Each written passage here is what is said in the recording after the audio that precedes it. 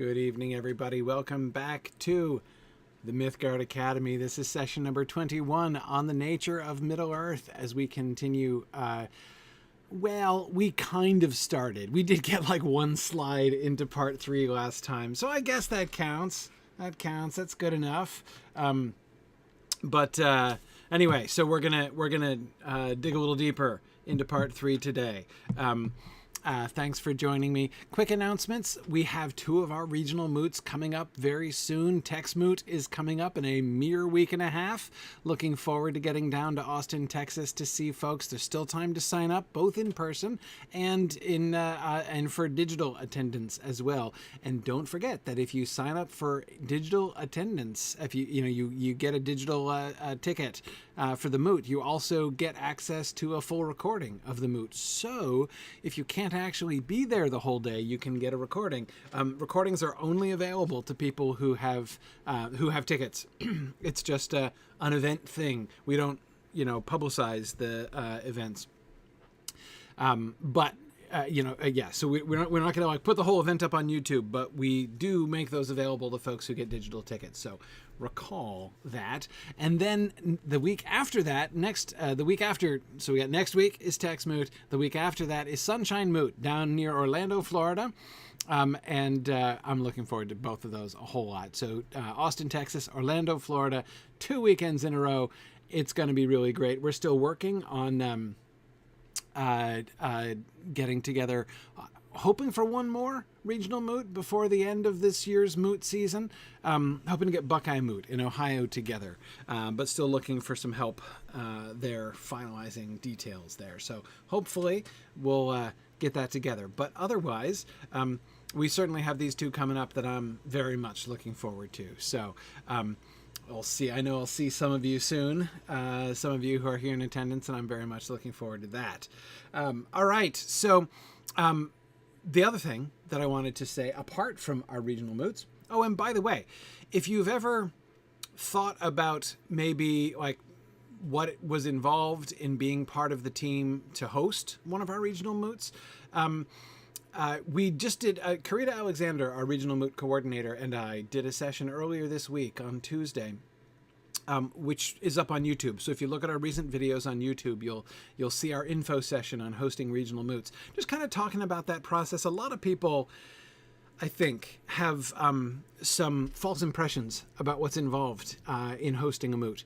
And it's a process that's really quite simple and fun. We can't do our regional moots without the help of local contacts, boots on the ground to help us kind of get some stuff together.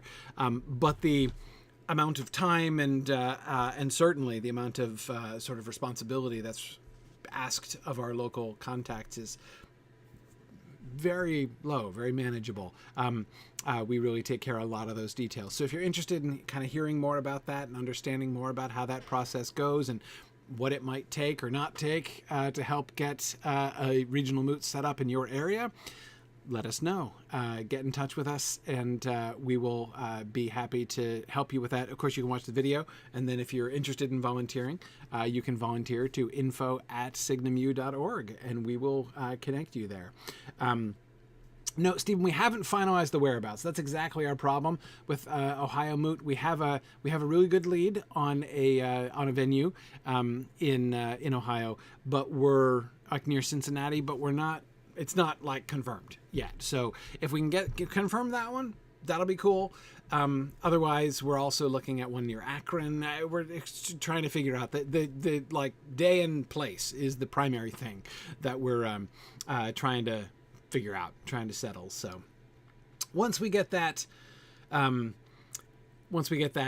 set up, then we're gonna then we'll be able to be more confident moving forward with Buckeye Moot. Jocelyn, I'm afraid that Los Angeles is that's not going to be able to happen this spring. We were really hoping for SoCal Moot this year. That kind of fell apart a little bit. We've not been pushing very hard. It's one of the things with regional moots this year. It's been a challenge because it's been hard for a lot of venues. I mean, as the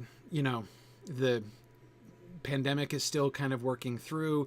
A lot of venues have been uneasy. A lot of people have been uneasy, and we're not pushing things. Like we're, our whole policy this year, we decided we're going to go ahead and begin regional moots again. But, only like where and with whom, people who are comfortable with that. So it's been more challenging in that way than it has been before. So, anyway, I am, really hopeful that we'll be able to do Southern California again next year. So we'll see. We'll see what happens there.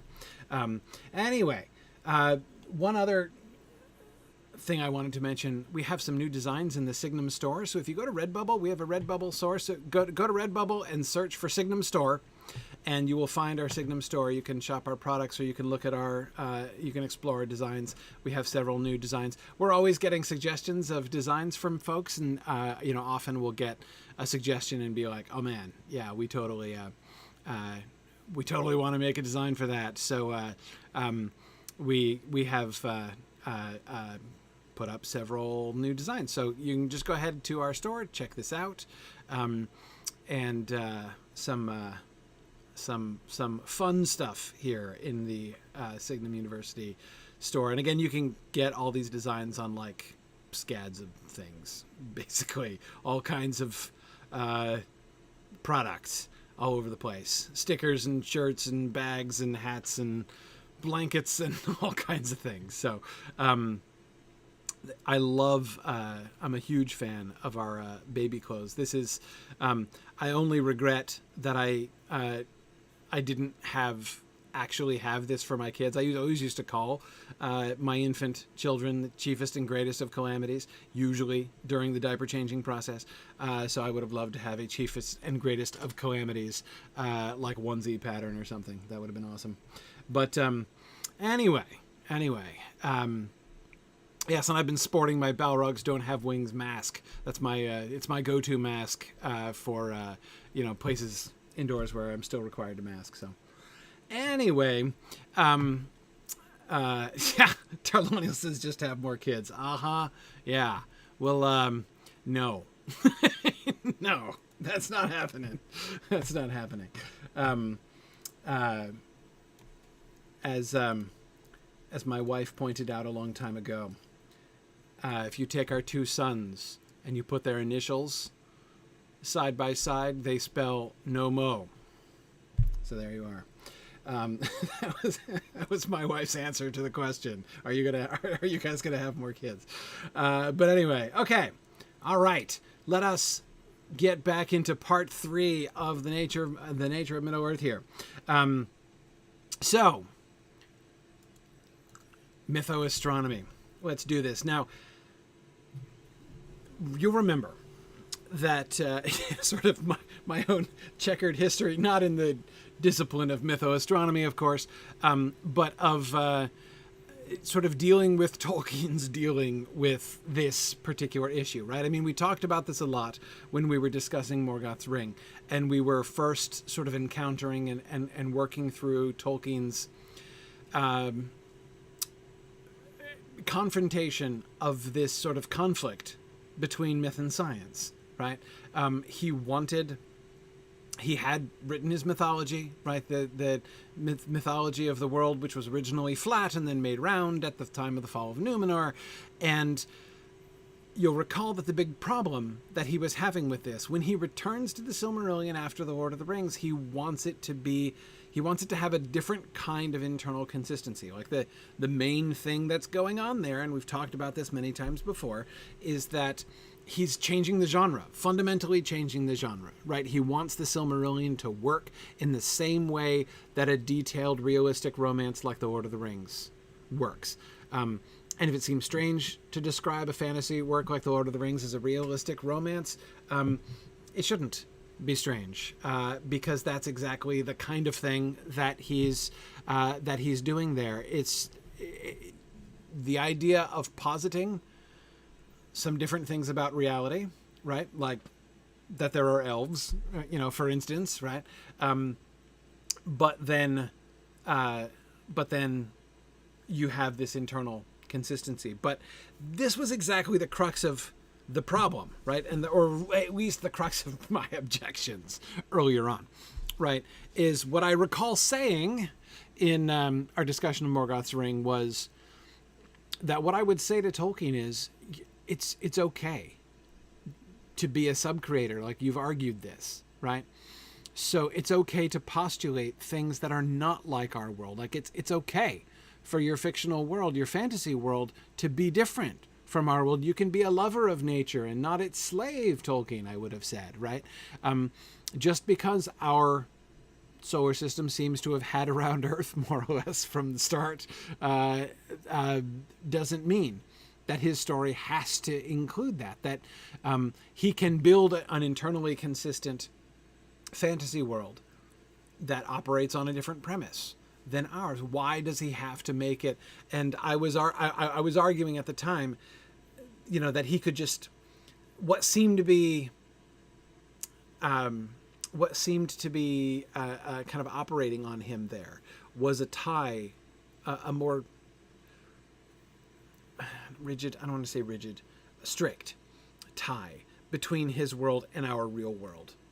And I was ready to let it go. The real world, I mean, right? Just let it go, right? Let it go. It's a fantasy world. Just it's not our world. It's okay. Let's let that go. And then we'd be fine, right? And then we can do flat world to round world, and we can have the trees, and we can make the moon out of the last flower of Telperion, and we can still do all that, right? But only if it's not our world anymore, because that was his problem. If it's our world, then it's always been round, and the elves would know that. That's in a nutshell his issue with that, right? But of course, actually giving this synopsis again made me realize something just now. And that is, I'm not sure that Tolkien would agree with me that The Lord of the Rings is based in a fantasy world exactly. I mean, in one sense, that seems obviously true, but in another sense, I'm not quite sure. Like, take elves, for instance. Elves is what I was pointing to. Like, it's just like our world, except with elves, right? And in the one sense, that does seem to be one of the fundamental supposals, right? To use, I think, C.S. Lewis's word, but underlying the the fantasy of Tolkien's mythology from the beginning, right? What if there's not one incarnate race, right? There's not only one incarnate rational race made in the image of God, but two, right? And they have the, let's turn, in a sense, remember I was comparing it at the time. We talked about this again in Morgoth's Ring, because we had recently read Out of the Silent Planet, C.S. Lewis's Out of the Silent Planet. And one of the things, of course, that he's doing in Out of the Silent Planet is imagining a world with multiple rational races, right? Multiple rational species, I should say. And imagining what that world would look like, right? So you get the Hrossa and the Sorns and the Fifiltrigi in Melicandra there in Lewis's book. And in a sense, of course, that's just what Tolkien has done too. Not exactly the same, right? But he's taking it, instead of having just, humans made in the image of God ruling over the beasts, what if there were two independent, parallel, different incarnate races, right? Rational species. So in one sense, that's, as I say, the sort of the fundamental supposal.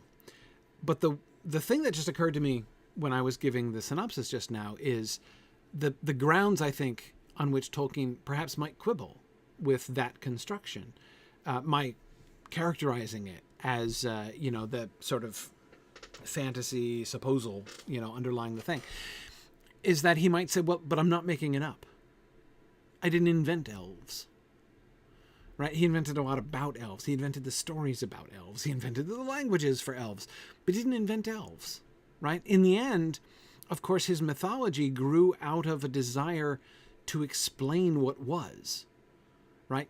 Given that there are these stories, right? There are these legends in England, right? Of elves, and things that elves do, and there are particular locations that are associated with elves, and there are these like elf haunted places in more than one sense, potentially haunted by elves, or at least by the memory of elves.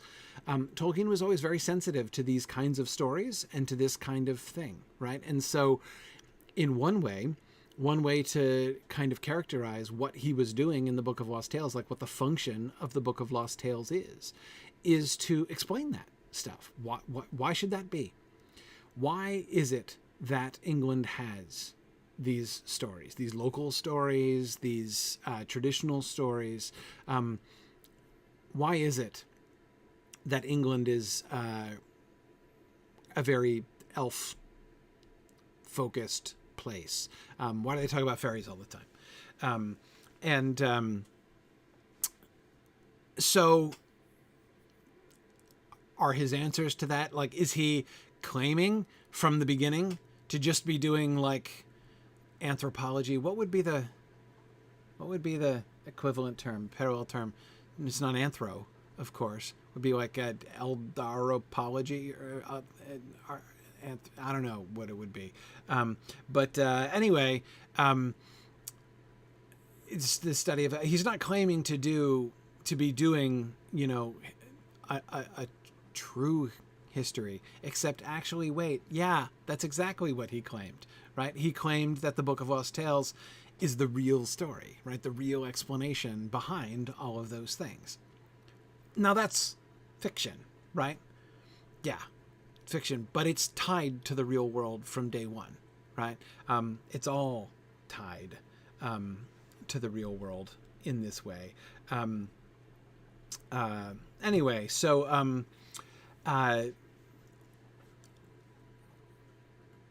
the point is, the tie to the real world is very, very deep for Tolkien, right?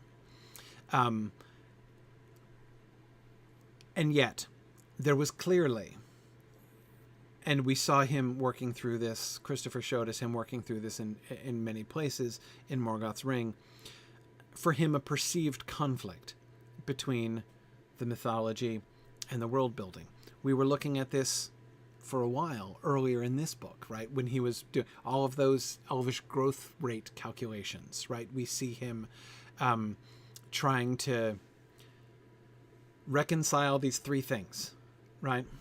Reconcile what we said at the time, right? The world building, the stories, the received stories, and the math, right? Or again, the real world, right? To make it fit, to make it work in real terms, not just hand waving, not just, not just randomly making stuff up, but to be a system which matches, in a sense, the real world, right?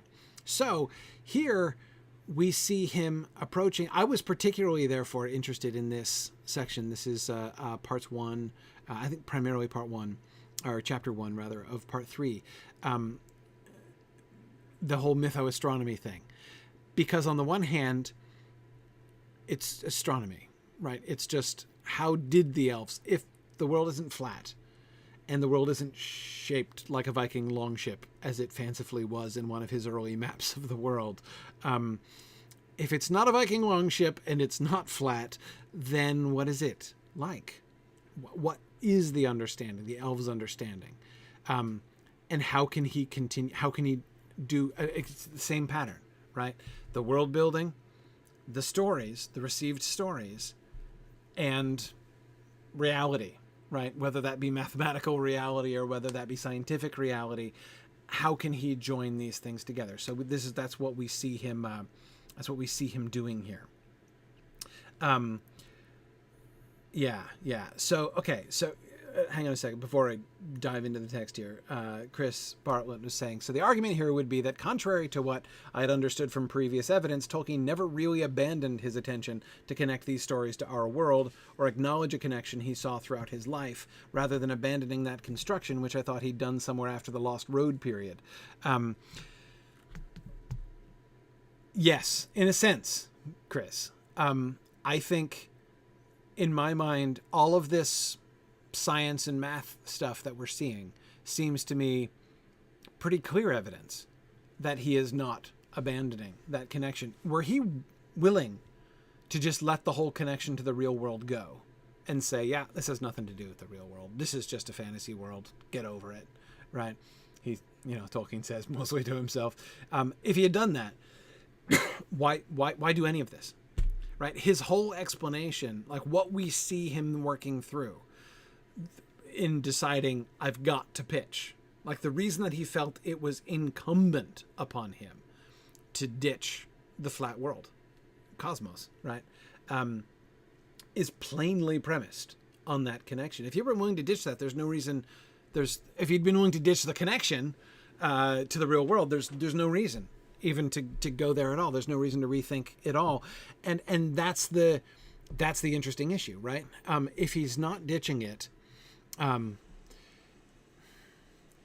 he would have the conflict between mythology and astronomy would have been a lot easier to reconcile. He wouldn't have had to choose, because you remember that the myths, he loved these mythic stories, like the story of the last flower of Telperion being made into the moon, right? He loved these stories. But of course, even more importantly, in a sense, there was the received tradition, and we've seen many points at which he is taking things like the Tale of Years, right, Appendix B, as a fixed text, right, that functionally can't be altered, and needs instead to be explained. That's a factor, of course, we saw many times in the earlier section. And boy, think how much easier his life would have been, for the last 20 years of his life, if he had just let go of the primary world connection, right? Because then it's easy to reconcile all these things, scientifically, I mean, right? But it's not. So, but Chris, here's what I would say, though. What I would say is, I would say even more strongly, I think it's quite clear that Tolkien never really abandoned his intention to connect these stories to our world. I think that's explicit in all of this later revision of the mythology stuff.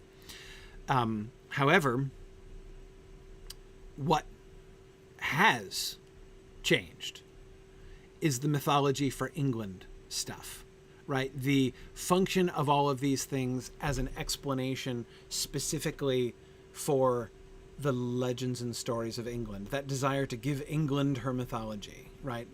Which it did not have, that, famously expressed in the letter to Milton Waldman, that seems to have very largely gone. We can see some memories of it in some places, but his view, what we're going to be talking about here, the solar system, right? His story, his myth, the final version of this story, the version that he never actually wrote, the version, that is the final, realistic romance of the Silmarillion, right? That he's working on here. The Silmarillion that reads like the Lord of the Rings. That is not a story of England. It's a global story. That's a story. And it's funny because, of course, he characterizes his desire to make a mythology for England ridiculously overambitious, as ridiculously overambitious, right, in that letter to Milton Waldman. But of course, what he's doing by the end is something far more grandiose than that, right? And you can see the way in which, once he had expanded the world, right? You can see this in the way that he's thinking through the map later on, right? When he was doing his comparisons between, like, where, he spends a lot of time focusing on the northwest of the old world, right? That is to say, Northern Europe, Scandinavia, basically the whole Germanic zone that he was focused on from a scholarly perspective. But notice what happens when the Lord of the Rings has taken him out of that. Like, literally, they traveled out of that. He didn't even picture Gondor when he started, right? And he certainly didn't picture Rohan when he started, and he certainly didn't picture Harad when he started, right? Dol Amroth, all of those places were revealed to him as he went. So as the journey went on, as the story developed in The Lord of the Rings, and it covered a much bigger part. It's already, by the end of The Lord of the Rings, has ceased to just be a story about the Northwest of the old world anymore. It's where it started. That's where its roots still are, right? But it's no longer that story anymore. And now, as he's expanding beyond that, right, as he's doing this whole mytho-astronomical thing, right, it becomes instead a much clearer,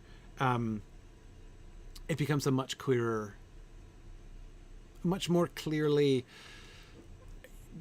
global, universal sort of story, right? His story has grown, and he's okay letting it grow. And it's one of the things that I think would be really interesting to have seen. If, Tolkien could have been given another 75 years, right, in which to finish all of this stuff, we can see his interest in the new horizons that had opened up in his story, right? For instance, the Blue Wizards, right? The Blue Wizards themselves are evidence of his increasing interest in those white spaces that lay beyond the edge of his maps, right? His story took him as far as Gondor and Mordor, which is way down in the south and not in the old world part, right? But a long, long ways from the Shire. And then we can see he's continuing to think and to push those frontiers. Who are those other two wizards? Wow. Blue Wizards. What did they do? Wow. I don't know. But they probably went out into the east, right? I wonder what was happening out there. And I think, again, the final evidence that we get of the Blue Wizards, those new names that we see him give them, suggests that, there are stories in embryo, right, contained there of what was going on out, in the far east of Middle-earth.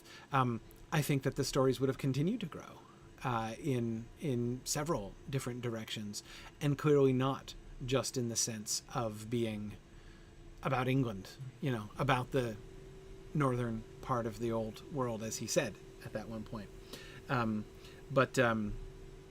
Anyway, so let's actually discuss the passage here, having talked about this a lot.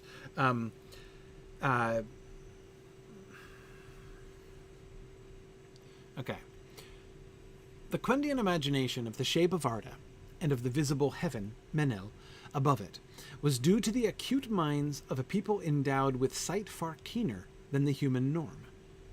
It was partly astronomical and scientific. Notice scientific is in quotation marks here.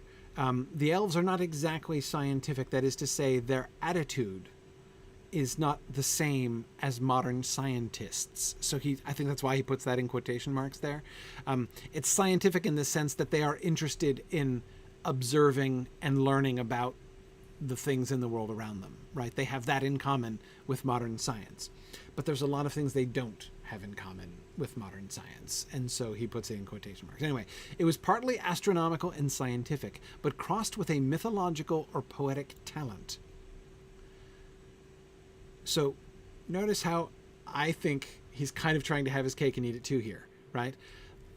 They made observations, and inasmuch as the elves make observations, the elves' observations must surely be correct, right? They can't just be wrong about how the solar system works and the stars and everything else, because they are at least as good observers as humans without telescopes, right? Because they're, as he says, they're, their sight is far keener than the human norm, right? So what humans can see in the night sky and draw conclusions from, elves can see better and presumably draw conclusions at least as well as the humans. Plus, they had resources that humans didn't have, namely the Valar, who, helped shape them, the stars, that is. So, yeah, they would have double reasons to be more rather than less accurate than human astronomy. But the elves, who are doing all of this careful, accurate observation, also have a mythological and poetic talent. mythological or poetic talent. And he's using mythological here, not in the sense of like, but they believed lots of like random wrong stuff, right? Mythology is a genre of poetic expression in Tolkien's vocabulary. And that's why it's mythological or poetic. Like those are like functionally interchangeable terms, essentially, when he's trying to characterize what the elves combine with their scientific observations, right? Okay, even before their first acquaintance with the Valar, so even before they like got to hear the answers from the back of the book, right? Even before their first acquaintance with the Valar, they had evidently constructed a picture mytho-astronomical of the world, which was in some respects far nearer to our recent knowledge and theory than might be expected. As Tolkien suggests, he's going to be reconciling it with modern science, right? We should be able to recognize modern science, or again, the science of the 1950s at the very least, or at least the science of the 1950s as Tolkien understood it. I think he's suggesting very clearly that he is desirous of reconciling the Elvish view with this. Like they were so good, they were so smart, they were such good observers that they constructed a picture which was actually quite near to our picture of the world than might be expected. This picture endured in their minds and colored their myths even after the learned and most scientific among the High Elves who dwelt with the Valar had, or so it may perhaps be presumed, learnt far more the scientific truth, or what we now regard as the truth. So even before they got the answers from the Valar, even after they got the story from the Valar, so there's this picture. Right, they had developed this picture of the solar system, the world, Arda, and how it works, based on their own observations and conclusions, and informed by their own mythopoetic talents. Right, it is a picture both a scientific conclusion and also a deliberately poetic construction. Now, why would they do that? Well, because they're good scientists. Or because they're not just scientists, perhaps, would be another way to say it, right? Science gives you one way of understanding the world. Poetry and mythology give you another way to understand the world. These two things are not in conflict, but they provide different... they can be in conflict. They're not necessarily in conflict. They're just two different modes of processing what the world is like. And the elves freely, deliberately, without qualms, deployed both of them in the establishment of their picture of the world and how it works, which was both accurate to observations and also true to how the world works in some mythological or poetic ways, which a merely scientific model may not be.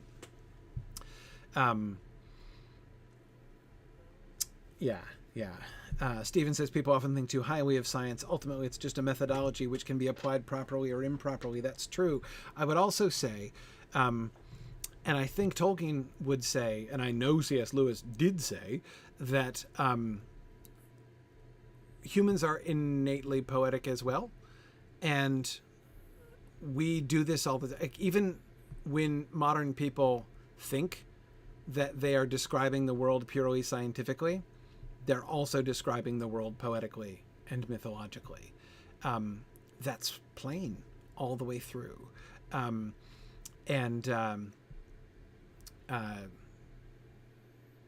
There's a lot of things you could not say about the world if you never went further than stating those things which had been plainly confirmed through the scientific method. We can't learn that way. We can't think that way. And the elves, of course, were wise enough to know that as well. So, all right, more about this. Their imagination was thus not properly a flat Earth cosmology. That is, in this picture that they had. Not properly a flat Earth cosmology, and it was geocentric only as regards the sun, moon, and certain stars, companions of the sun, or wayward stars equals our planets. The solar system, sun, moon, and wayward stars, was properly called Arda, the realm, but Arda was commonly used of the earth as the habitation of elves and men, to which the sun, etc., were tributary. Hang on, so you're following the combination of science and mythology here? On the one hand, they know full well that the earth revolves around the sun. They know this. They know this. Only they don't care, right? That is to say, their mythology tells them it's true that the sun and the earth, the sun is very much larger than the earth, right? And as a gravitational body, it's the centerpiece and the earth is going around it, of course, right? Of course, actually, technically, scientifically, that's not even true. The heliocentric solar system is just as poetical as the rest. What's happening? Well, what's happening is that you've got, like, the sun and the earth are a binary system. It's just that one is much more massive. So they're both in binary orbit around each other, but because of the massive imbalance in their math, the sun barely moves at all and the earth goes around in a huge orbit, right? That's how gravity, that's how massive bodies act upon each other, right?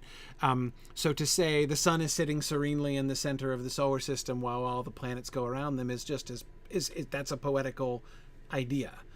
That's not a technical scientific description of what happens in the solar system. But again, like I said, we are intrinsically poetic, also like the elves. And so this is what they did too.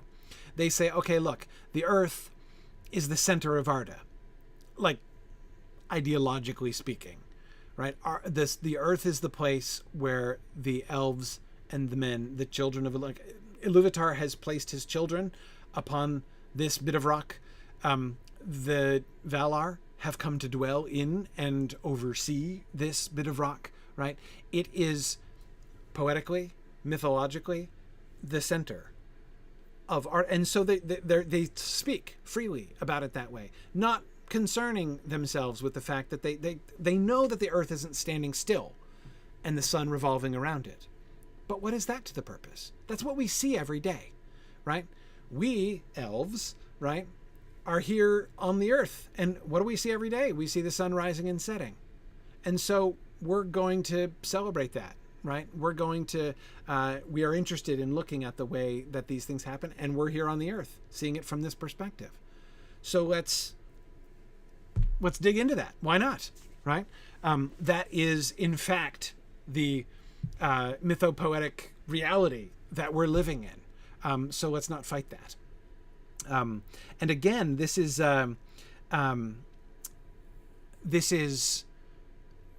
it was the poetical, the mythopoetic revolution of the difference between the geocentric and the heliocentric solar system is not fundamentally a scientific difference.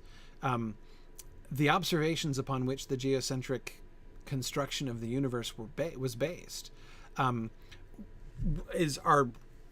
very accurate for the instruments they had, which was no instruments, right? But the observational astronomy of the Greeks and medievals was very good without telescopes, right? Based on what they had. They knew the relative movements of heavenly bodies pretty well. They calculated the angle of the ecliptic and everything else. They knew how all this stuff worked, right? What is the difference? The fundamental difference, the big difference between the geocentric and the heliocentric solar system is a poetic difference. It's about what it means, right?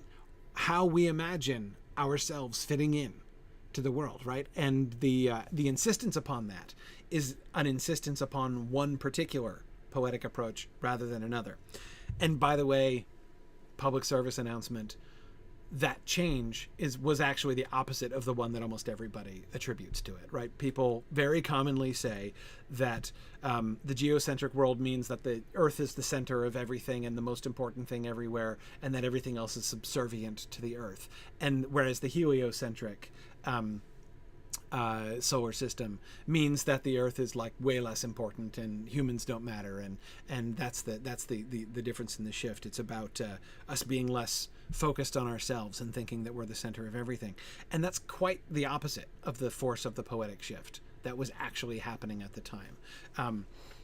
It was not because they saw the Earth as the most exalted place in the heavens that the medievals placed it at the center. It was at the bottom of the world. It was the only flawed. It was the garbage heap of the cosmos, and by elevating it to being in the heavens itself, just like the Earth is just another one of those heavenly bodies, they were actually elevating the status of the Earth and of humanity. They meaning the heliocentric folks in the 17th and 18th centuries. Anyway, little public service announcement. That's that. In the modern popular idea of what happened back then, that concept has been utterly reversed, like exactly 180 degrees reversed from the reality of that poetic shift. But again, the poetic shift is it's all in Dante, Stephen. Absolutely, it's all in Dante. What's at the center of the world? Satan's genitals, right? According to Dante, that's the exalted geocentric universe. Anyway, okay, so why am I talking about all this? I'm talking about all this to try to illustrate what I think Tolkien is getting at when he's talking about the scientific versus the poetic. But notice he's stating that like these two things are living together comfortably within the elves in ways which I think is alien to the modern way of thinking, where we think of those two things as opposed to each other, a poetic understanding and a scientific understanding. And they're not, the elves are not like anal about the heliocentric thing. Like they know that the sun doesn't go around the Earth, but they don't care because that's not the poetic force of the experience of Earth living creatures, right? So poetically, they talk about, you will see them in their stories. They will talk as if the world goes around the sun. See what Tolkien's doing here? Explaining the established facts, the data points that he has.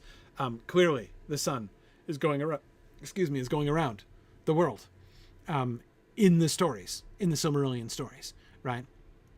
So he's explaining why it is they talk that way, despite the fact that they had a more accurate scientific understanding than might seem to be suggested by that. By the way, wayward stars that's a phrase. That's a common medieval phrase. Wayward, in the sense of they're not fixed in relationship with each other. They move, their position relative to other stars and to each other changes over time. So they're wayward. They move around, unlike say the stars in the constellation. In like the Big Dipper, right? Those don't move in relationship to each other. Those are fixed stars. The planets are wayward stars. Okay. That's okay, right. The solar system, sun, moon, and wayward stars was properly called Arda, the realm, but Arda was commonly used of the earth as the habitation of elves and men, to which the sun, etc., were tributary, as we discussed. The earth, or middle land, Quenya Endor, was apparently conceived as spheroid. Major axis 3, minor 2. I believe that to be the ratio of the lengths of these axes. So they didn't conceive the world as round. They conceived it as spheroid, but it was oblong. It was squashed, with the major axis lying east-west. So it's 3 to 2, right? It's 1.5 times as fat as it is tall, right? So it's a sphere squished. Like if you put your hands on the north and south poles of the globe and squish it some, you get the Elvish spheroid oblong Earth, right? Not oblong exactly. It's symmetrical. It's just squished. Okay.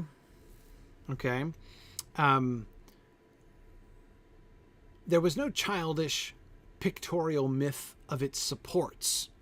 Pff, man, who would like draw a map that looked like a Viking longship that showed like pillars holding up the world in the great sea, right? Vi, the great sea.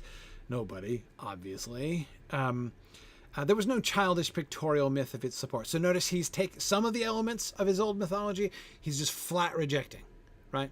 No childish pictorial myth of its supports. It was set there by the maker or his agents, and there remained by their will.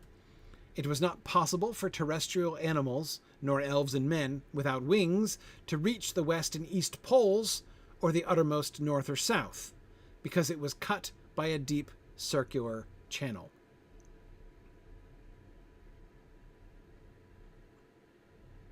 Okay. So you notice what the Earth doesn't do in this picture? Rotate. That is, it has both a north and south pole and an east and west pole, which now I'm thinking about like my children in their young days, because we were talking about my children earlier. I was talking about my children earlier, who always were fascinated by the idea of the east and west pole from Winnie the Pooh. There we go. The picture, this Elvish picture of the world, does not involve rotation. It involves not a flat world, but a static world, which has both a north and south and an east and west pole.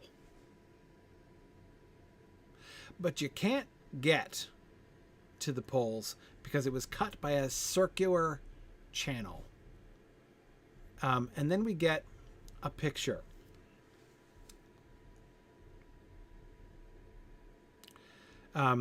Carrie, it also makes me want to go on an expedition as well.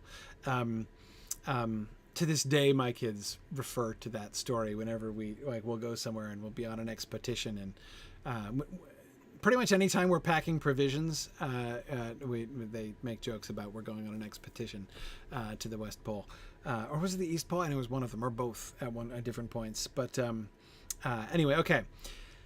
So here's the model, the picture. Now this is just a sketch that Tolkien drew in the margin. This is not one of his like fancy drawings, right? And it's interesting. He starts off with a circle. Right, so we see the axis, we see the intersecting axes, the north, south, and east, west axes of the world. There's a little circle at the center, and then there are two concentric circles, which look to me exactly like they were done by him putting like a cup down, like a mug, and then a slightly bigger mug down, and tracing around the edges. I mean, it looks like you can even see drawing artifacts that suggest that, like this little bit right here that kind of looks like this is not a freehand circle. Neither of these are freehand circles. So he's got the two concentrics, and they're perfect circles, apart from like where he messed it up once there, and where the pencil left the paper at one point. So there's a blank spot. But okay, all right. So he starts with that, and then he adds bits, right? He draws freehand, right? You can see him drawing freehand with his pen around the edges, and he starts plumping out the east and west poles, right? So you've got those concentric circles, and then around them, I think he's using those as a base. I'm not sure. Yeah, anyway. Yeah, so I'll come back to the circles. he uses those as a base, draws freehand with his pen around, and fattens them out as if there's like mountains on either end, right? On the east and west pole ends. And he has a couple different layers out there. So he draws around the edge of the outer circle and then fattens up on the east and west pole directions. And then he draws a larger shape which looks like an eye, right? Like it's a, with that comes to points on either side, contacting the north and south pole almost, right? But stretching out the east and west poles further and bring them to points.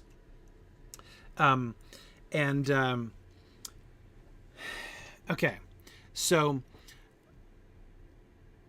what's going on here? And then, of course, most tantalizingly, he's put two things inside the map. He's got the circle at the center, and then he's got a dot with a letter K above it in the upper right-hand quadrant of the circle, the innermost circle.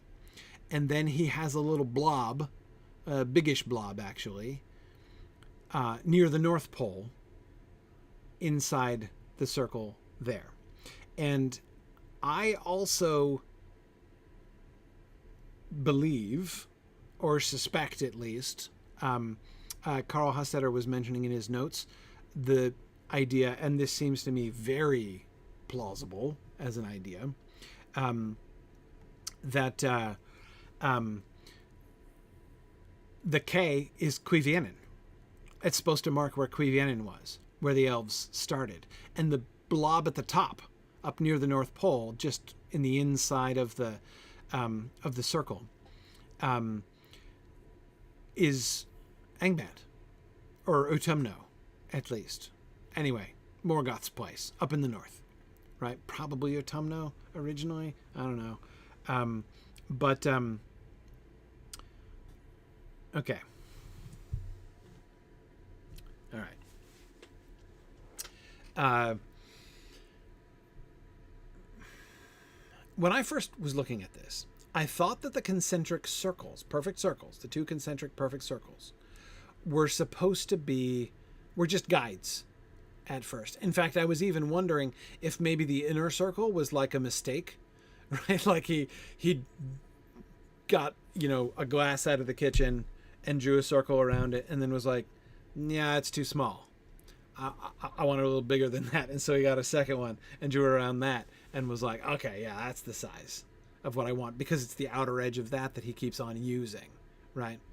But the more I was looking at it, the less I think that's true. Exactly, Stephen. That's, I think, what we are looking at. If we go back to the passage I was just reading, it was not possible for terrestrial animals, nor elves and men without wings, to reach the west and east poles or the uttermost north or south, because it was cut by a deep circular channel.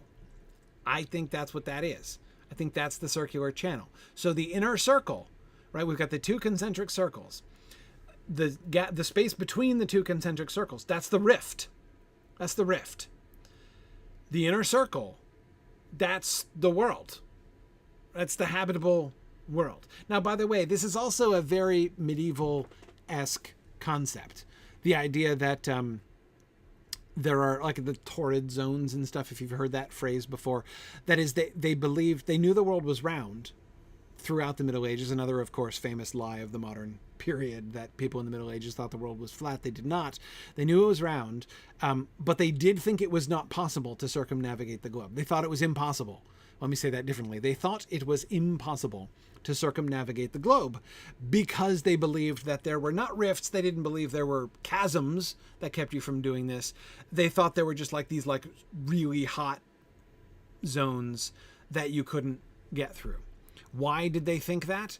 I think mostly because of the Sahara, frankly. That Sahara was the southern bound. Like you can't get through the Sahara, and there's like, there's probably no life past the Sahara. So that's anyway, my understanding of where the concept comes from. But So like it's ultimately like Roman in origin, the concept. But anyway, they thought you couldn't sail around it, but they did think there was stuff over there. Like if you could get over there, there'd be stuff, but you can't. And that was the thing that the explorers of the 17th century were disproving, was that in fact it is the whole sphere is habitable. Turns out. I mean, except for like the ocean parts, but it's all navigable or habitable mostly. South Pole's a little inhospitable, but nevertheless. Anyway, that concept though of there's the world isn't flat, but there's a bound, right? That the world is kind of contained, it's penned in, right? The world that we live in, the kind of theater of action of history is penned in, right?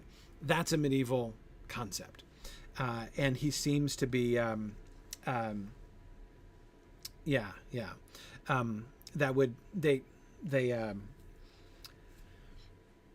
as I say, that's a medieval idea. And so what, as we look here at this picture and we see him in pen drawing the fatter bits, right? So he follows his boundary, his pen drawn boundaries, hand drawn, like not with, without the glasses from the kitchen or whatever he was using, right?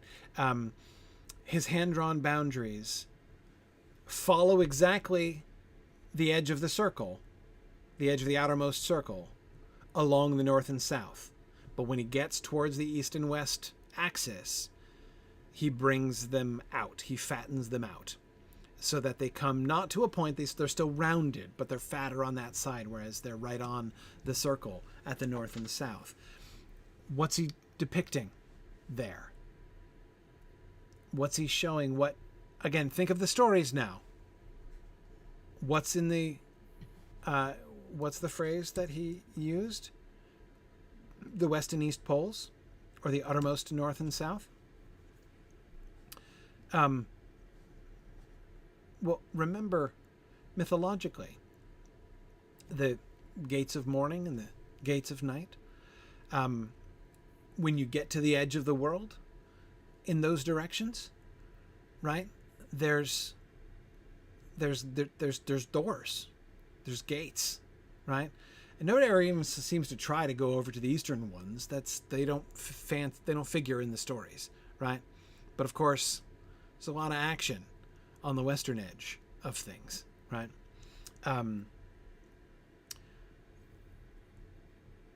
Now, I don't know how the Elvish theory picture of a rift, of a chasm. It was a chasm, channel. That was the word, channel. Does that mean a chasm? Or does it just mean like a very deep bit of ocean? Can't just mean a very deep bit of ocean, as presumably you could sail across a very deep bit of ocean as easily as the rest of the ocean.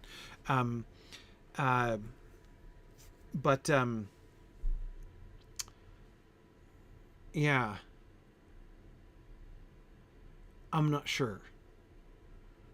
sure how the original, because this was before, remember they met the Valar, i.e. before they went into the West, right? But think of how this mythologically maps onto the story of the Silmarillion, right? What happens after the darkening of Valinor, right? The raising up of the Pelori. There is a boundary, an uncrossable boundary that's established there. So there's an irony, isn't there, to the elves' picture of the world. On the one hand, it's actually wrong. It's actually wrong. That is to say, there wasn't. You could just sail over to Aman. At the time that they made that picture, it was incorrect, but it was like prophetic, in fact, right? That's kind of fascinating, actually. That's kind of fascinating. All right. And by the way, I think the reason that he's put these little dots and blobs that suggest Cuiviénen and Autumno or something, is to give a sense of like the scale of the world, like what's going on in the world, like, where the theater of action of the stories is, right? And these all are Northern Hemisphere stories, right?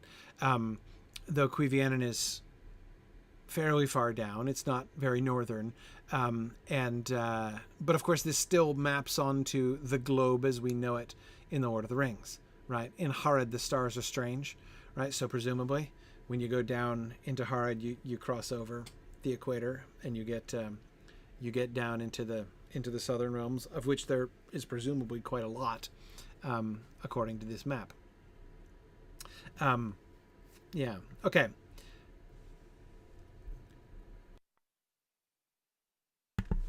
All right. Sorry. Excuse me. So let's keep going. I don't have too much more to say about the map or the picture. We didn't get all that much about it. I would have loved to read more about that. But what was most interesting in that is the concept of mytho-astronomy, right? And thinking about the ways in which the elves were bringing together the scientific and the poetical imaginations. And I think that that's a really fascinating thing for Tolkien. Yeah. Okay. More about the tale of Arda. The prime impulse of which this is chapter 2 now. The prime impulse of which the total unfolding is the great pattern, Erkantie, having continuous life. This life will not be coextensive with the tale of Arda, for as Arda began with the Erma, prime substance, and then the Nasi, materials, remember we've talked about that, before the entry of the living things, so doubtless the great pattern will end sooner, leaving the Nasi, and they will be reduced to the Erma until the tale ends as it began. So, if you graph the tale of Arda, the great pattern of the world, what does it look like? Well, it's sort of narrow at the beginning because there's no life, there's just stuff, and then it starts to diversify and get more complicated when the Erma is divided up into the different Nasi, the different materials, and then you get the Valar who start making things, living things and growing things out of those materials, and so it grows big, right? And then you've got the story of all the living things, but then things start to die off, right? And it starts to contract again until then you're just back down to Nasi, and then you're down to Erma again. So what's the shape of it? Actually, it's kind of exactly like the shape of the world as they've shown it. See how the mytho-astronomical imagination of the elves, I mean, see, it works on multiple levels. This is why you have to study the humanities. I'm just saying. Okay, anyway, so you can't just do science. You have to combine the scientific and the poetic impulses. Then you'll be as smart as the elves. Okay. So they believed that the tale of Arda was going to end with things winding down, back down to disorder, to simple Erma again. The end of life and the winding down to Erma. Yet while it continues, the Erkantie is unbroken and unceasing. The Erkantie, the great pattern, right? Many points of its growth may cease and proceed no further. This is when a living thing perishes before it has produced any offspring or successor. But the whole will not cease until such time as all living things then surviving shall no longer produce living offspring. The great pattern, right? We're talking big picture here, right? Living creatures come and go. Entire like species come and go, right? They do go, right? A species ends when a living thing perishes before it has produced any offspring or successor. But the whole story of Arda, the whole tale of Arda, isn't going to cease until there are no more living creatures anymore and we've lapsed back to Erma at the end. This might happen by catastrophe, in which all living things perished, or by the cessation of the impulse to generate, as the great pattern worked at last towards its completion. That may be, I mean, that's the way it's designed, right? It's the way it's designed.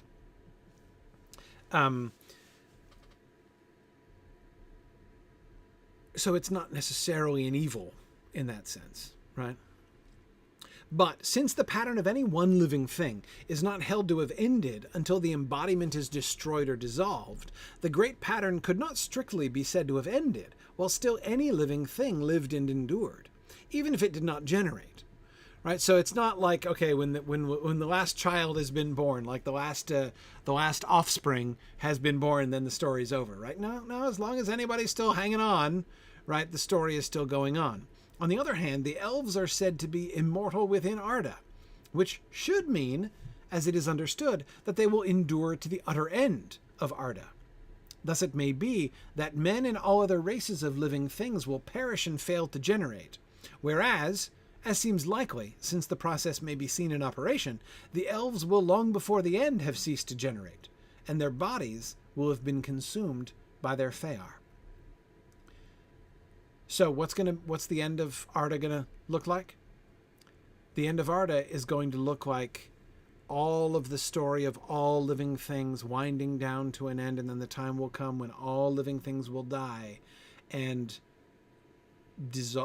decompose into their component parts, which will then themselves break down into mere matter at the end. And where will the elves be? Right there, witnessing the whole thing. Their bodies having been consumed by their fear, right? So the spirits of the elves will remain watching this whole process. Humans will be done, right? Humans will be done because they're some of those living creatures, right, who will have stopped having babies. And every last human will have, by this time, shuffled off this mortal coil, right? But those not unembodied elves, those elves whose fear have consumed their Roar, those invisible elves, will still remain. Okay.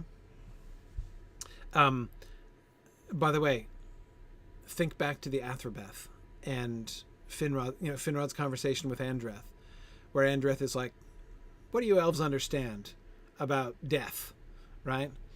And like you just, she has this idea of like the elves just looking forward to never ending life, which sounds like a really sweet gig, right?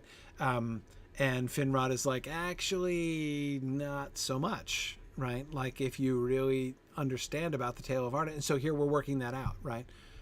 What does that end look like? Why is it exactly that the elves and even the Valar themselves may one day envy the mortality of humans, may envy the gift of Iluvatar? Well, that last bit of the tale of Arda sounds kind of boring, not to mention a little depressing, right? And so but the Valar and the elves, they're in for they're along for the ride, the whole ride. But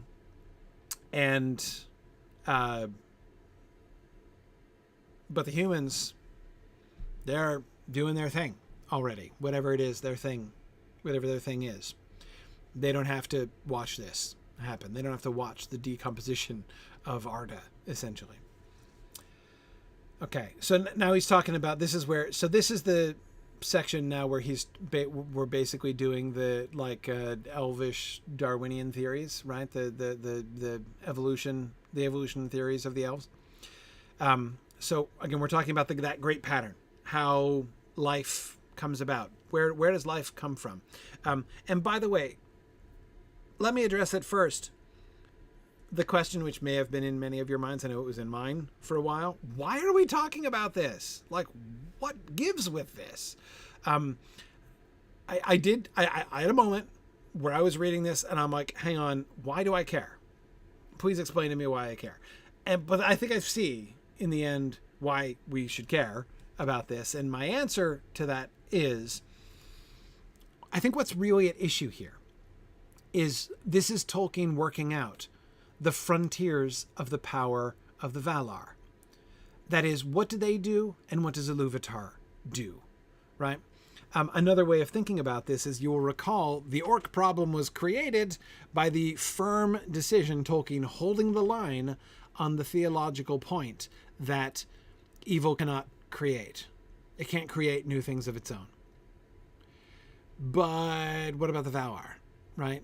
Okay, it's actually not just that evil can't create new things. No created beings can actually create new things. The Valar are themselves sub-creators. So what does that mean? How does that work?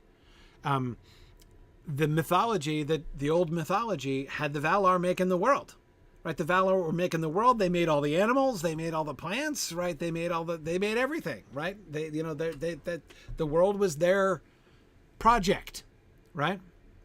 Under Iluvatar's guidance and by Iluvatar's inspiration, sure, and the reality of it, the bringing of it to be, right, the making of it into Ea, that is the world that is, was done through, the imperishable flame, right, and Iluvatar, and yet, right, it was all of this stuff came from. So he seems to be kind of probing, right? Again, where exactly do the boundaries lie? What parts of creation are the Valar sub-creators? And if they are sub-creators, what is Iluvatar's role in the making of the world, right? And that, I believe, that's the frontier that he is feeling out in this whole section as he's explaining life and how life happens, because again, that's the real question, right? To put this another way, of course, another place, another story in which we see him exploring the idea of the limitations on the creative power of the Valar. We've got it with the orcs, obviously, as we've discussed many times.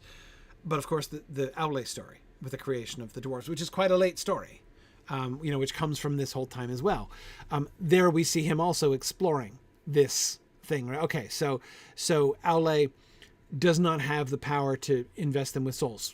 Fear only come straight from Iluvatar, right?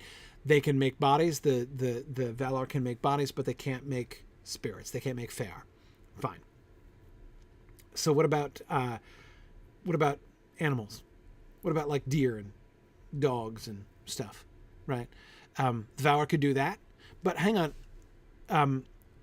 The dwarves, when Aule made them first, could do nothing of their own volition at all. Like they, when they were just constructs, right? Aule could make them, and he could make them do stuff when he was focusing on them, right? But as soon as he turned his attention away from them, we're told they'd like all sag down, and they were just like puppets, right? But animals aren't like that. Not only are animals not like puppets, I mean, Yavanna is not like moving all of the animals and, like all the rodents and bugs and everything around like pieces on a chessboard, right? And if she didn't concentrate on them, they'd freeze in place. That's not how animals are. And what's more, they reproduce. The animals do, right? That seems kind of a big deal. Does Yavanna give them that power? Does that, and if so, would that contradict the Aule story, right? And what about plants, right? Plants might, kind of seem, they're further away from elves and humans and dwarves, but still they do stuff, they grow, and they reproduce too, right? So again, does that power of reproduction, that power of growth, that power of life come from the Valar?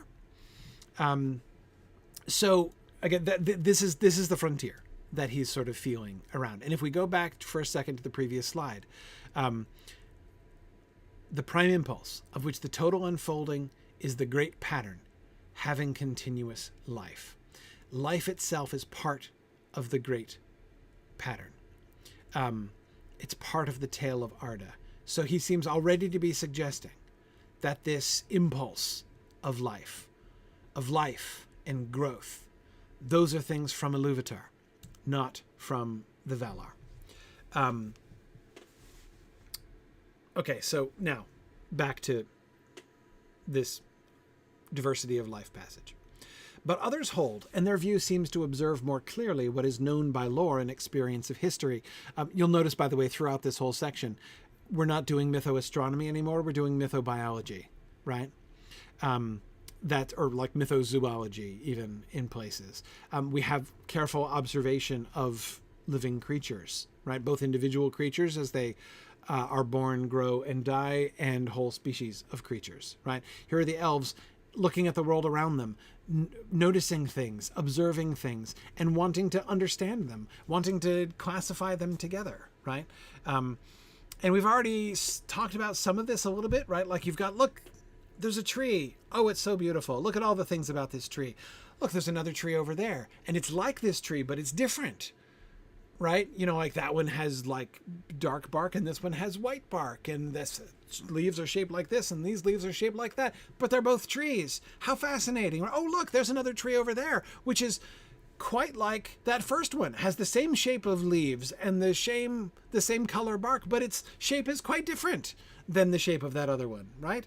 Right. So these are the observations, right? That the elves are, the kinds of observations that the elves are making. Anyway, I'm going to actually finish the sentence now. But others hold, and their view seems to observe more closely what is known by lore and experience of history, that this is not a true account of the beginning or ending of life in Arda. They maintain that Ermenie does not belong to Ea, and therefore not to Arda. It must be referred to the uttermost beginning, life, that is. Life doesn't belong to Ea. It must be referred to the uttermost beginning, the theme of Eru, as he first propounded it, before the Ainulindale, in which the spirits whom he had made and instructed cooperated in the elaboration and working out of the theme. Iluvatar propounds a theme, and then it is elaborated and worked out by his creatures, the Ainur, right? Life, the idea of life, is part of Eru's original theme, and then it's elaborated and worked out by the Valar. So you see how we're exploring the frontier of like who does what job, right? Life is a gift from Iluvatar, but it is shaped and elaborated by the Valar. Thus, the Ermenie, which is a device of Eru, being before the Ainulindale, is also before Ea, the realization. Ea is the realization, of course, of the theme. It's the world that is. For it is clear in such lore as we have received from the Valar, we elves, obviously, that they set in motion the unfolding of different living patterns at many different points in the Ainulindale. The Valar did. Many different living patterns at many different points in the Ainulindale. And therefore, this was repeated in Ea. Within Ea, we have then not one single Ermenie or great pattern, but a number of early or major patterns, Erkantie. Okay, so there's not just one great pattern of life, right? There's a bunch of major patterns, right? The sort of sub-themes that were elaborated by the Valar themselves. Let's keep going. For it seems clear in such lore as we have received from the Valar that they started the unfolding of living patterns at many different points in the music, and so also in Ea. Only so can we understand the power which the Valar certainly have and certainly exercised in days of old of making things with life corporeal, as if one should set many springs flowing in different places. So again, there's no question the Valar legitimately made things which grow and reproduce and become species, right? They totally did that, right? But that's not them inventing a thing. That's them making a what is it called? A major pattern, right? An arcantie. It's a movement, right? It all derives from the theme that Eru himself, it has its source in Eru, right? If they are setting many springs flowing in different places, Eru is the source of those springs, right? There wouldn't be any water flowing out at all if Eru hadn't put it there, but he does enable them to choose. Where shall these springs, right, these springs of life, come flowing out? What direction will they go? What will it look like, right? Those are the things they can choose. These would not be related in history, nor proceed from one fount. They would be akin or alike only through the nature of water, and because each stream would perforce obey the laws of the coherence of Ea, that are alike for all things, though directing them variously according to the situation of each. So, again, they can't make things that operate by fundamentally different laws, right? I mean, like the laws of what we in the modern world are prone to call the laws of nature, right? Or to think of as the laws of nature. Those are the framework of the world that Eru has made, right? And those things can't be altered. Like if you want a creature that's going to like have limbs and move around, you're really going to need a spine. Like that's probably, I mean, you can do it without a spine under certain other circumstances, but again, like gravity is a fact, right? So if you want to locomote, there's a limited number of mechanisms by which they can do that, right? So they have freedom to make, they can make deer and they can make slugs and they can make lobsters, right? So they can make all of these different things, but at the end of the day, water is water, right? Like it's only the life that only comes from one place, and it obeys the laws of the coherence of Ea, right? And those laws are not different for the different creatures. Though the Valar can direct them variously according to the situation of each. That is, gravity is the same for the different species, right? But the giraffe and the lobster deal with gravity differently because of their different circumstances, right? The different situation of each, right? As, for instance, all streams would flow downwards, right? He uses gravity as an illustration here. All streams would flow downwards unless hindered, and wind swifter or slower according to the figure of the land, right? That law is true everywhere, but of course some of the springs, right, using the spring metaphor, some of those springs are going to create waterfalls, and some of them are going to create slowly meandering rivers, right? Operating by the same laws, but they're in different situations. So again, like your giraffe and your lobster are the same spring, but different situations. Thus, we may observe the great complexity of corporeal life in Arda, derived ultimately from the Ermenie, the great pattern, right? The larger theme of Eru. We have the devices or designs of the Valar, separate, each in time of conception and first effecting, whether coming successively from one of the Valar or coming from more than one. These are the major patterns that we have spoken of. So sometimes you get patterns, these major patterns, which will be collaborations between Valar. Like, I suspect birds, based on the evidence, both direct and indirect, to be a collaborative project of Manwë and Yavanna, right? For instance. Anyway, okay. So we can see how this leads to the great complexity of corporeal life in Arda. That makes sense. Their number none but the Valar can know. This is the different kinds of things. These are not rightly called akin unless by later mingling. So, two different kinds of creature which are very like each other are not rightly called akin unless by later mingling, for they are related only as proceeding from the same mind as of one Vala, or from like minds as of more than one of these. And their differences are given, not developed within and by the operation of Arda. So what does he mean? The differences are given, not developed within and by the operation of Arda. What is he? So he's saying, look, there are some things, there's a lot of diversity out there, right? But let's take a couple examples. Let's look on the one hand at lobsters, and then let's leave giraffes and do horses. Right? We've got lobsters and we've got horses, right? Are these akin to each other? According to the elves, not really. They only consider things akin if they're like proceeding as from the same mind or from like minds working together, right? Whereas, because like what makes lobsters and horses different? Is it just Are they just developed within and by the operation of Arda?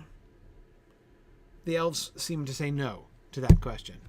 No common ancestor there, they say, right? But then you look at other things. The difference between horses and zebras, for instance, which seems like it may very well be a difference, which does not seem to suggest two radically different minds, right? Both of which were kind of into the horse concept, but one was slightly, less restrained, right? Those are not two different major patterns. Those seem like they proceed from the same mind, right? You look at a horse, you look at a zebra, and you say, no, I think the same mind designed those two things, right? But there are differences, presumably differences that have somehow developed within the operation of Arda, or been compelled by the operation of Arda, right? Or again, to take an even simpler example, to take an even simpler example, you take two oak trees, right? And the two oak trees look very different from each other. Why? Because they have developed within and by the operation of Arda differently, different circumstances, different sustenance, different winds and soil and everything and other circumstances. So they end up growing and looking completely different from each other, except the fact that they have the same shape of leaf. And again, you look at those two things and you say, did these proceed from the same mind? Yeah, probably, right? Even potentially the elm tree and the oak tree, did they proceed from the same mind? Yeah, maybe they did, right? This is the Elvish mythopoetic view of the origin of species, right? Of the relation of species. They break these things down into these major patterns, right? Okay, but these major patterns, archanthiae, developing in Arda will diverge, whether by the design of their beginners or by the varieties caused by the stuff of Arda which they must use, into different but similar groups of descendants. So it's possible that the elm tree and the oak tree originally did have a common ancestor, like tree, right? Maybe all trees were kind of the same when Yavanna first made them, right? And she's like, I'm going to make trees. And she just made ye olde tree, right? But then over time, trees diversified because of the diverse circumstances of Arda. And so now we have oak trees and elm trees and birch trees and all kinds of different things, right? These and Yavanna might not have foreseen that, right? She didn't necessarily plan that. That was just kind of how it worked out. She planned trees and then, whoa, look at that. All kinds of varieties of trees, right? Remember the discovery, the conversation with Ulmo and Iluvatar in the Ainulindale, right? How he's like, I never even imagined the snowflake or the fall of rain, right? The Valar get surprised a lot. They understand their bit. Ulmo understands water, but there was a lot he did not foresee about how water would happen, right? What would happen to and with and through water in Ea as it actually occurs. And the same is true of all of these varieties of stuff that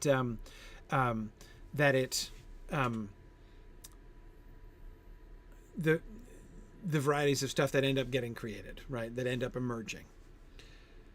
These are truly akin. That is, things which come from a common origin, were originated by one mind, but ended up diversifying because of the circumstances within Arda. These are truly akin, and members of races or tribes or families or houses, they thought of them, they associated them together, right? And we notice like 4 different metaphors, right, to talk about those. At last, and in our time, it is beyond the skill of any but the Valar to distinguish the likenesses due to the likeness of the minds of the Valar from those due to descent in Arda. At this point, there's been so much diversity we can't even really tell, right?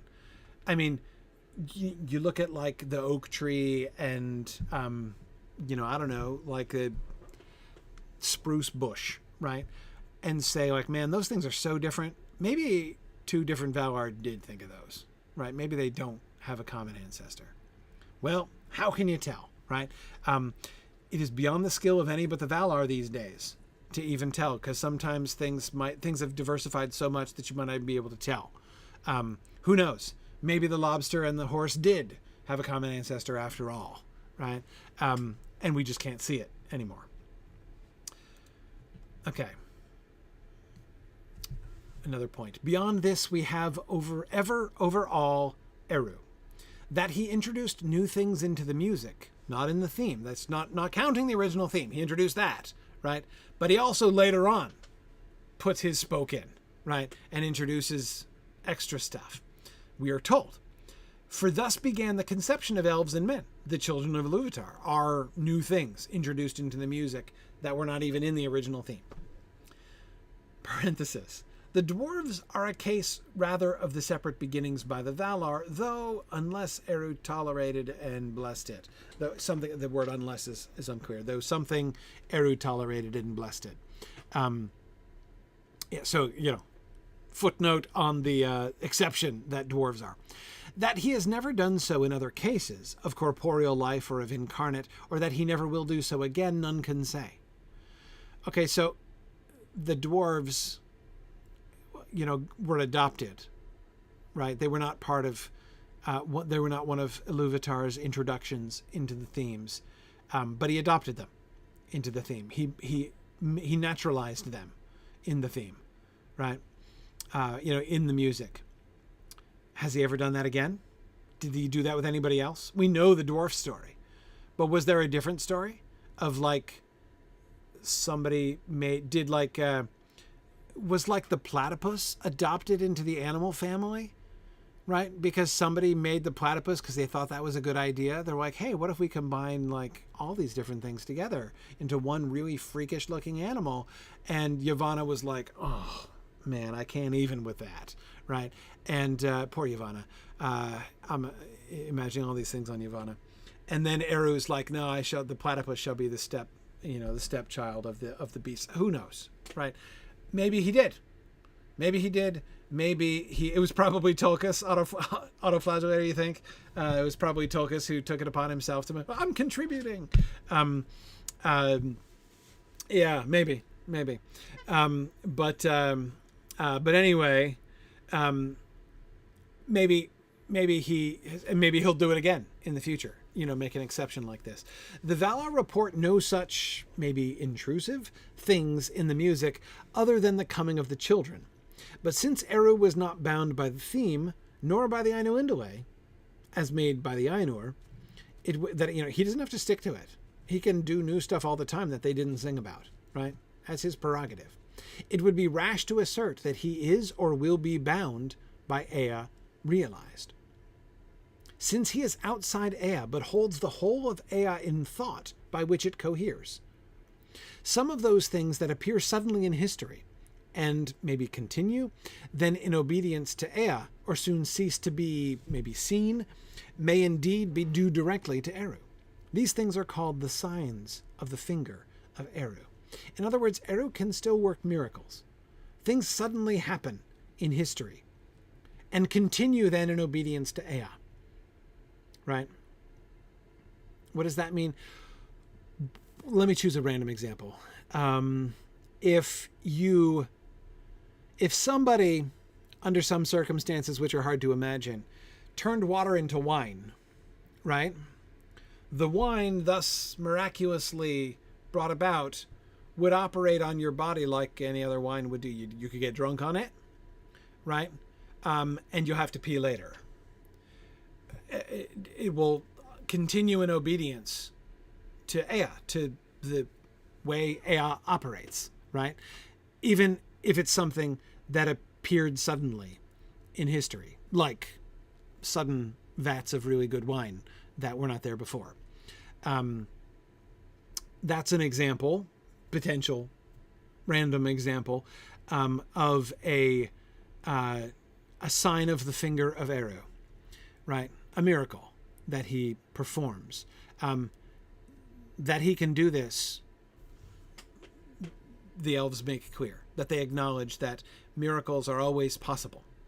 And they're no violation. Like, the music is not as fate to all things.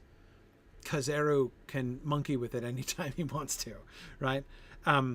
He's outside Ea, but he holds the whole of Ea in thought. Oh, and P.S., it only coheres together at all because he is holding it in thought, right? So, yeah, he can mess with it, and it's no big deal. Okay. The conclusion.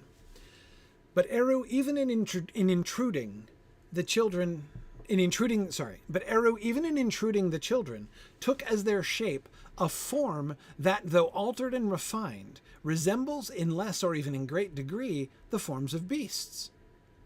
The children are not akin by descent with the beasts, therefore, but are related closely in the thought of Eru to them. And with the beasts, the children have ever felt kinship, even akin. So the children of Iluvatar have always felt they're not actually related to animals, but they feel like they are, and they even look like they are. They're like, man, the bodies of humans and elves and animals, real similar in lots of ways, right? And they feel like they're cousins, right? You feel fellow feeling for animals, and to a lesser extent, plants, right? But they're not actually akin, right? They were intruded into they come from Eru, right? But nevertheless, that feeling of kinship, it's not wrong. There is a sense in which the children are not at all akin by descent from beasts, but there's also a sense in which they are akin to beasts, metaphorically, because they're related closely in the thought of Eru to them. Eru was thinking about the animals, right? He made the bodies of humans like to the bodies of beasts on purpose. The Fear of the elves and men and dwarves, via Aule, hence via Yavanna, were intrusions into Ea from outside, as the Valar were sent into Ea. The Fear of the elves and men and dwarves and Ents were intrusions into Ea from outside. So, this just in plain confirmation, Ents have Fear. Ents are also stepchildren of Iluvatar, right? Ents and dwarves get souls. They get Fear, which are the gift of Iluvatar, just like the souls of humans and elves, right? All four races are intrusions into Ea from outside, even though Yavanna and Aule are responsible for the Ents and dwarves. Nevertheless, none of them have souls. Would none of them be actual children? If not for the fact that Eru decides to intrude Fear into them, right? And then he establishes the parallel between the Fear of the incarnate races, the four incarnate races, and the Valar entering into Ea. Remember how he was saying that the Valar are like the Fea of the earth, of the world, of Arda itself, right? The Fea to the Hroa is as the Valar to the to Arda, right? We can see that parallel here again. Okay. All right. Devora, the fact, you'll notice hobbits are not here, right? As Devora says, is he going to fit hobbits in there, or are we meant to understand that they're a subset of men? I think everywhere they're a subset of men. There's no reason to even ask the question, why does the Silmarillion not talk about hobbits when it's talking about these things, right? Why does the Silmarillion not fit them in? And of course, retroactively, Tolkien had to say, wow, it's because the elves just seem to quite ignore hobbits, right? And hobbits feel ill done by that they never get included in the old stories.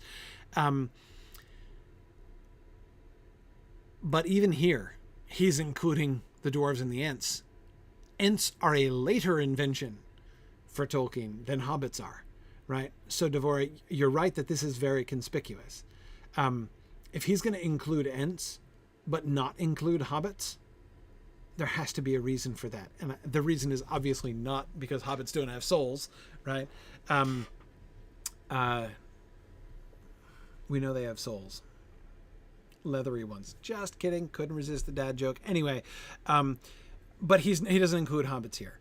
And I think it's perfectly plain that they're related to men, right?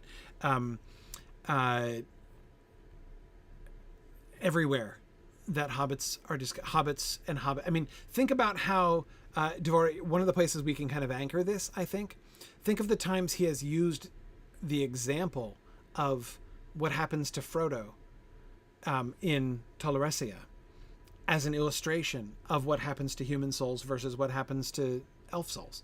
Right? Remember that came up in the quest in the context of mortals versus immortals, right? And Frodo is used as an example of mortals. He's a representative not of hobbits but of humans, of mortals completely, right? So I think it's very clear that metaphysically speaking, hobbits are a subset of men. Now, let's go back to the origin of species stuff. Are hobbits truly akin to humans? Are they proceeding from the same mind or from like minds? Or are they two totally different species which have just kind of become more alike as time has gone on? No, I think the former, right? And I think that the big folk and the little folk, the stature of the hobbits, which is the primary difference between humans and hobbits, not the only, but the primary difference, their stature, is clearly an example of the diversification, the divergence, the varieties caused by the stuff of Arda, which they must use, right? Which the Valar must use. I think that's clearly how hobbits came around. They're an example of the diversification of species, the human species, to be precise. And I think carry the Woses as well. Also a diversification of the human species, not a separate species. Yeah. Stephen says, so in a sense, Bob is a man regardless of how tall he is. Don't think you're going to win the argument that way, Stephen. No. I mean, yes, but no. It doesn't make him not a hobbit. Anyway, sorry. Stephen and I continuing an argument we've been having for a few years. Okay. So excellent question, Devora. I think that's clearly an example of this kind of diversification. Okay. One or two more quickly, because again, just kind of following up on some of these ideas. This is the next chapter, but he's still thinking about the Valar here. The idea of life and growth came from Eru, but the Valar, under him, devised the shapes and forms of living things. When Eru gave being to this design, right, that transition from the music to Ea, in general and in particular, that is, both when he said, I'm inventing history, right, and history is playing out now, moment by moment and creature by creature. In general, in particular, and it became Ea, unfolding in time, he set in motion life and growth, or those processes which would in time lead to this. Okay, so he set in motion by creating the stuff and establishing the rules, right? By fine-tuning Ea in order to create life, to facilitate the eventual generation of life. Eru is the source of all living things, right? So meanwhile, what are the Valar doing? But when he permitted the Valar to descend into time, to carry out in Ea, or reality, the things that they had designed and thought, then viewed in time, they appeared to make things which were alive. So there's Yavanna, making trees, right? There she is, right? And so it looks like she's made this living species, except she hasn't exactly. She's formed it, she shaped it, she thought this particular major pattern, right, within the larger pattern, but the whole concept of living principles and how the world is designed to support life, that was all part of the raw material that she's working with in order to make trees, right? Indeed, it is held that being themselves in time, they experienced the making as a new thing, differing in this experience little, save in degree of power and art, from the makers or artists among the incarnate. So when she made the trees, the first trees, Yavanna felt it was like an inspiration, right? She felt like a human artist who makes something and is like, oh man, that was awesome, right? That sense you have when you're a sub creator and you've got it going on, right? And you're like, man, I just made something right there. That is awesome. And you ever had that feeling? If not, go make something. You should. And that's what Yavanna felt that way, right? She was like, oh man, trees, genius. That's great. I just made a new thing, right? Neither they nor the incarnate could make things utterly new, right? Neither the human artist nor Yavanna making a tree are actually making a completely new thing. They're not, she didn't make a living, she didn't create, she sub-created. They could not create after the manner of Eru, but could only make things out of what already existed, the Erma or its later variations and combinations. The materials, the substance, Erma, it's there. Matter, Eru created matter. She can't create matter, but she can shape it. She can form it after this idea that came out of her own head, right? The tree idea, totally Yavanna, right? She was the one who thought of living creatures that would look like that, which is kind of weird if you don't take it for granted, right? The whole tree idea, right? That's Yavanna, right? That's Yavanna all over. But the matter of which it's made and the shape and form of living, the idea of life and growth, that's from Eru. And the fact that this tree that she makes can in fact grow and have life and drop seeds and make new trees, that's all down to Eru too, right? This, I wanted to include this passage. It's not saying anything new that we haven't already talked about, but I wanted to include this passage from chapter 3 because it seemed like a slightly clearer and more direct statement of a lot of these things that we've been talking about, right? Really demonstrating what it means for the Valar themselves to be not creators, but sub-creators, right?